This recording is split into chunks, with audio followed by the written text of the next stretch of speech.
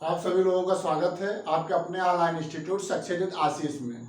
आज का जो सब्जेक्ट है जो हम आप लोगों को पढ़ाने जा रहे हैं वह सब्जेक्ट है प्राचीन भारत का इतिहास। प्राचीन भारत के इतिहास से रिलेटेड हम आप लोगों को जो है प्रतिदिन क्लास जो है पढ़ा रहे हैं और क्लास पढ़ा करके उसका वीडियो बना करके अपने यूट्यूब चैनल पर अपलोड कर देते हैं। इसी श्रृंखला में प्रतिदिन क्लास की श्रृंखला में आज का हमारा जो क्लास है वह क्लास 5 है। क्लास 5 में हम डिस्कस करेंगे कि सिंधु घाटी सभ्यता से रिलेटेड जो वहाँ की जो राजनीतिक व्यवस्था थी, जो सामाजिक व्यवस्था था और जो धार्मिक व्यवस्था थी, यानी राजनीतिक, सामाजिक एवं धार्मिक व्यवस्था जो सिंधु घाटी सभ्यता से रिलेटेड थी उसको हम आज इस क्लास में डिस्कस करने चल रहे हैं। ओके, इसके पहले वाले क्लास में हम सिंधु घाटी सभ्यता का उद्भव और सिंधु घाटी सभ्यता से रिलेटेड जो प्रमुख स्थल खुदाई के दौरान जो है साक्ष्य के रूप में भारत में पाए गए उसको हम आप लोगों को इसके पहले वाले क्लास में हम पढ़ा चुके हैं। आप लोगों से रिक्वेस्ट है, निवेदन है कि आप लोग प्लीज़ हमारे यूट्यूब चैनल को सब्सक्राइब करके प्ले लिस्ट में जाके सभी वीडियो को आप लोग देखिए और वीडियो को देख करके वीडियो को लाइक करिए और वीडियो को लिंक को आप मैक्सिमम शेयर करिए। ओके, तो आज के इस प्रतिदिन क्लास की श्रृंखला में आज के 5वें क्लास में हम एक बार पुनः आप सभी का स्वागत करते हैं और आज की क्लास हम प्रारंभ करने जा रहे हैं। ओके, तो जो है प्राचीन भारत के इतिहास से रिलेटेड आज का हमारा जो 5वां क्लास है और 5वें क्लास में हम डिस्कस करेंगे सिंधु सभ्यता से संबंधित जो राजनीतिक व्यवस्था थी, जो धार्मिक व्यवस्था था और सामाजिक व्यवस्था, यानी सिंधु घाटी सभ्यता से रिलेटेड जो राजनीतिक व्यवस्था, सामाजिक व्यवस्था और धार्मिक व्यवस्था, यानी किस प्रकार से सिंधु घाटी सभ्यता से रिलेटेड वहाँ की क्या सामाजिक व्यवस्था थी और क्या राजनीतिक व्यवस्था थी और किस प्रकार से वहाँ पे धर्म का जो संचालन होता था, यानी कि धार्मिक व्यवस्थाएं क्या थी। तो इससे रिलेटेड हम आप लोगों को जो है इस क्लास में पढ़ाएंगे और समझाएंगे भी कि किस प्रकार से यह व्यवस्था सिंधु घाटी सभ्यता में विकसित हुई और किस प्रकार से यह संचालन उस व्यवस्था में अपने आप को जो है वहाँ पे इस्टेब्लिश कर पाए, विकसित कर पाए, यानी वहाँ की क्या राजनीतिक व्यवस्था थी, किस प्रकार से राजनीतिक व्यवस्था सिंधु घाटी सभ्यता में चलता था और उससे जो है सिंधु घाटी सभ्यता में क्या परिवर्तन हुए, किस प्रकार से सिंधु घाटी सभ्यता का विकास राजनीतिक व्यवस्था के द्वारा हुआ, धार्मिक व्यवस्था के द्वारा हुआ और सामाजिक व्यवस्था के द्वारा हुआ। तो इससे रिलेटेड हम आप लोगों को पढ़ाने जा रहे हैं। हम उन्हीं फैक्ट को यहाँ पे डिस्कस करेंगे जो एग्जाम के दृष्टिकोण से इम्पोर्टेंट होगा, जो एग्जाम में पूछा गया है या जो आने वाले एग्जाम में पूछे जा सकते हैं। हम उन्हीं फैक्ट को, उन्हीं कॉन्सेप्ट को यहाँ पे हम आप लोगों को बताएंगे। ओके, तो चलिए क्लास हम प्रारंभ करने जा रहे हैं। पहला है सिंधु घाटी सभ्यता से रिलेटेड जो वहाँ की राजनीतिक व्यवस्था थी, यानी सिंधु घाटी सभ्यता में किस प्रकार से राजनीतिक व्यवस्था वहाँ पे जो है डेवलप हुई थी, विकसित हुई थी, तो उसको हम आप लोगों को बताने जा रहे हैं। सिंधु घाटी सभ्यता एक जो है नगरीय सभ्यता थी, वहाँ जो है नगरों का विकास अधिक मात्रा में हुआ था। तो भारत में सर्वप्रथम जो सभ्यता पाई गई थी वह सिंधु घाटी सभ्यता की थी। सिंधु घाटी सभ्यता एक नगरीय सभ्यता थी और वहाँ पे जो नगर का विकास हुआ था वह कहीं न कहीं जो है वहाँ पे एक राजनीतिक व्यवस्था का जन्म हुआ था। जो राजनीतिक व्यवस्था का वहाँ जो विकास हुआ था उसी के द्वारा हड़प्पा सभ्यता या सिंधु घाटी सभ्यता सुचारू रूप से अपने शासन और प्रशासन को संचालित कर सकी थी। जैसे जो है सिंधु घाटी सभ्यता एक जो है केंद्रीकृत सत्ता के माध्यम से अपने शासन को संचालित करती थी। तो केंद्रीकृत जो सत्ता थी वह कुछ विद्वानों के अनुसार वहाँ के जो व्यापारी थे, व्यापारियों का वहाँ वर्चस्व था राजनीतिक व्यवस्था पे, यानी चूंकि यह एक नगरीय व्यवस्था थी तो वहाँ पर व्यापार अधिक मात्रा में किया जाता था। तो व्यापारिक वर्गों का यहाँ पे वर्चस्व होने के कारण इसको जो है व्यापारिक जो राजनीतिक व्यवस्था थी वो जो केंद्र था वहाँ पे जो है व्यापारिकों द्वारा, वणिक के द्वारा शासन किया जाता था। लेकिन स्टूपर्ट पिगट के अनुसार वहाँ पे जो है स्टूपर्ट पिगट के अनुसार कि जो सिंधु घाटी जो सभ्यता थी, चूंकि वहाँ पे धर्म व्यवस्था का वर्चस्व था, इसलिए धार्मिक जो पुरोहित होते थे, जो धार्मिक पुरोहित होते थे, उनके द्वारा सिंधु घाटी सभ्यता का जो राजनीतिक व्यवस्था थी पुरोहितों के द्वारा संचालित किया जाता था। ओके, तो राजनीतिक व्यवस्था केंद्रीय शक्ति से संचालित होती थी, यानी वहां पे एक केंद्रीय की सत्ता थी जिसके माध्यम से सिंधु घाटी सभ्यता में प्रशासन और शासन को संचालित किया जाता था। कुछ विद्वानों के अनुसार चूंकि वहां पे व्यापारिक वर्ग अधिक मात्रा में रहते थे, इसलिए व्यापारियों का जो शासन वहां पे इस्टेब्लिश था, विकसित था। तो जो व्यापारिक होते थे, जो वणिक होते थे, वणिक वर्ग, उन्हीं के द्वारा शासन को संचालित किया जाता था। लेकिन आगे चल करके स्टूपट पिगड़ के अनुसार कि चूंकि सिंधु घाटी सभ्यता एक जो है धर्म से रिलेटेड व्यवस्था वहां पे ज्यादा थी और धर्म का वर्चस्व था। तो धर्म का वर्चस्व होने के कारण जो धार्मिक पुरोहित होते थे, उन्हीं के द्वारा यहाँ पे जो है राजनीतिक व्यवस्था को सुचारू रूप से संचालित किया जाता था।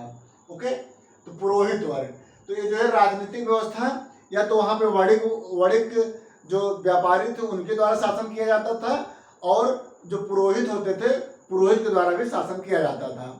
ओके, नेक्स्ट है सामाजिक व्यवस्था।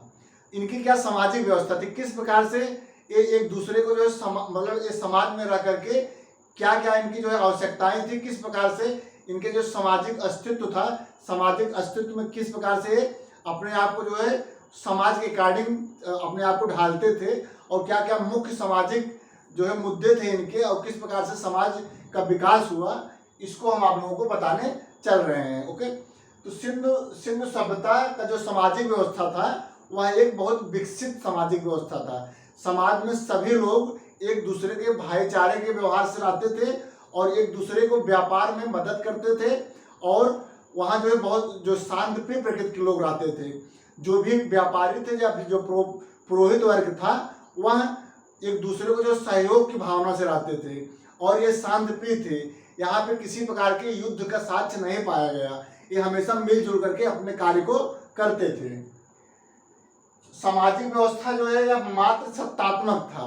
यहाँ पे महिलाओं का जो है वर्चस्व था, यानी जो चाहे वह परिवार को चलाना हो या समाज को चलाना हो, तो यह जो है मात्र सत्तात्मक जो है यहाँ पे शासन संचालित होता था। क्योंकि जो साक्ष्य के रूप में प्राप्त हुआ है वह मात्र देवी की पूजा, यानी मात्र देवी की पूजा जो मात्र देवी की जो साक्ष्य प्राप्त हुआ है मूर्ति के रूप में, तो इससे सिद्ध होता है कि यहाँ के लोग जो है वो मात्र देवी की पूजा करते थे। तो मात्र देवी की पूजा करने के कारण इनको जो है मात्र सत्तात्मक रूप से जाना जाता है। तो क्वेश्चन पूछा जाता है कि सिंधु घाटी सभ्यता क्या यह एक मात्र सत्तात्मक सत्ता थी? तो यस, हाँ, चूंकि यहाँ पे जो है सभी लोग जो सामाजिक लोग थे वो सभी मात्र देवी की जो है पूजा करते थे, इसलिए यहाँ पे जो शासनिक व्यवस्था थी, जो सामाजिक वर्चस्व था, वह मात्र सत्तात्मक वर्चस्व था। ओके, जो सिंधु घाटी सभ्यता से रिलेटेड जो लोग वहाँ पे रहते थे, समाज में रहते थे जो लोग, वो जो है बहुत शांतिप्रिय स्वभाव के थे। वो मतलब एक दूसरे से झगड़ते लड़ते नहीं थे, हमेशा एक सहयोग की भावना से सभी लोग जो है एक साथ रहते थे। शाकाहारी और मांसाहारी जो सिंधु घाटी के लोग थे, वहाँ के जो लोग थे, जो समाज में रहते थे जो लोग, वो जो है कुछ वर्ग जो है मांसाहारी था और कुछ वर्ग शाकाहारी था। यानी कि मांसाहारी और शाकाहारी दोनों प्रकार के लोग सिंधु घाटी सभ्यता में रहते थे। मनोरंजन भी इनका जो है मनोरंजन के कुछ मुख्य साधन थे जिसके माध्यम से सिंधु घाटी सभ्यता के लोग मनोरंजन करते थे। तो मनोरंजन का क्या साधन था? मनोरंजन का साधन था पासे खेलना। पासे खेलना ये जो है एक मनोरंजन का मुख्य साधन के रूप में विकसित हुआ था। इसी प्रकार से नृत्य करना, डांस करना, मतलब नृत्य करना, यह भी एक मनोरंजन के साधन के रूप में प्रयोग करते थे। शिकार करना भी इनका जो है एक प्रकार का मनोरंजन के साधन थे।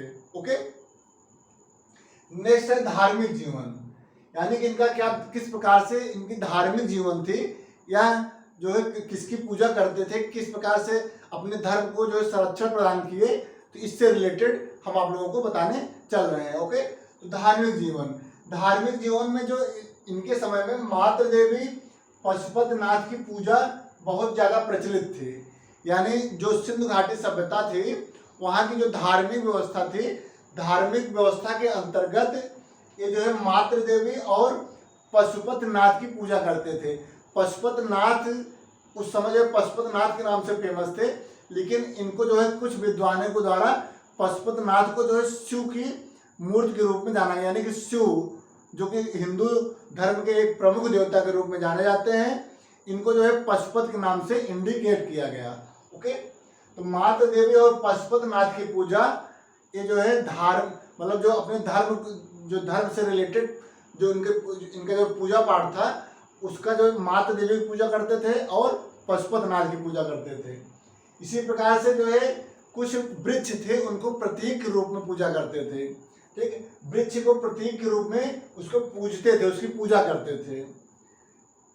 पशु और जल की भी पूजा करते थे। कुछ मुख्य प्रकार के पशु थे और जल की पूजा ये करते थे। ओके, पृथ्वी को उर्वरता के देवी मानते थे, क्योंकि जो कृषि से संबंधित कार्य किए जाते हैं वह सभी जो धरती यानी पृथ्वी पर ही किया जाता है।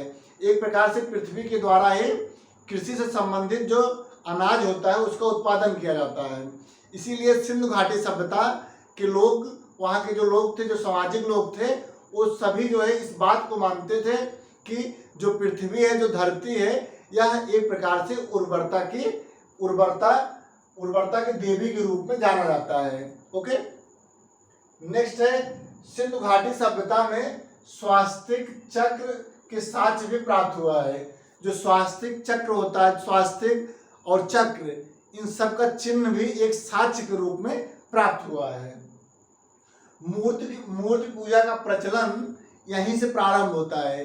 यानी सिंधु घाटी सभ्यता से ही मूर्ति की पूजा का प्रारंभ का संकेत मिलना शुरू हो जाता है। वैसे तो माना जाता है गौतम बुद्ध का प्रथम मूर्ति बना था, उसके बाद भी मूर्ति का जो पूजा प्रारंभ हुआ था गौतम बुद्ध का, लेकिन सिंधु घाटी सभ्यता में भी मूर्ति की पूजा का साक्ष्य मिला है, इसलिए यहाँ से जो है प्रारंभ इसको माना जाता है। ओके, तो आज की क्लास में हम आप लोगों से डिस्कस किए हैं कि सिंधु घाटी सभ्यता की क्या राजनीतिक व्यवस्था थी, क्या धार्मिक व्यवस्था था और किस प्रकार से इनका जो है सामाजिक व्यवस्था था। तो आज क्लास में हम आप लोगों को इसको पढ़ाए हैं। इसी प्रकार के जो हमारा प्रतिदिन क्लास की जो श्रृंखला है, वह अगला जो श्रृंखला है हमारा, जो अगला क्लास होगा वह है वैदिक संस्कृत। अगले क्लास से हम प्रारंभ करेंगे वैदिक संस्कृत। तो वैदिक संस्कृत में हम ऋग्वेद और उत्तर